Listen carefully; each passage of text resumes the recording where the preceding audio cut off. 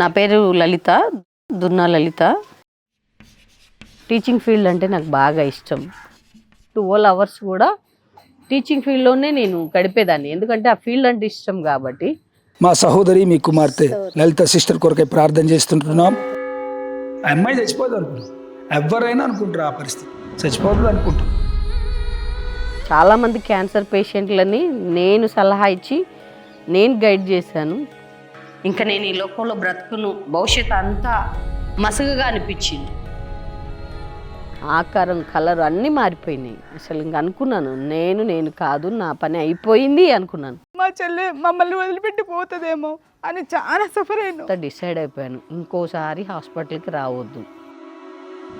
నా చీకటి బ్రతుకుకి ఖచ్చితంగా వెలుతురు వస్తుంది, ఆశ అనేది ఉండాలండి.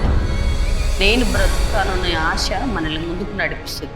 గాడ్స్ గ్రేస్ అండి, నాకు ఆయుర్వేదిక్ మీద ఎక్కువ ఇంట్రెస్ట్ ఉంది. డెఫినెట్గా నాకు నమ్మకం అనిపిస్తుంది, నువ్వు ఈ హాస్పిటల్కి వెళ్ళిపో. ఆశను, విజయాన్ని నిజంగా నాకు ఈ పునర్జన ఆయుర్వేద హాస్పిటల్ ద్వారా దొరికింది.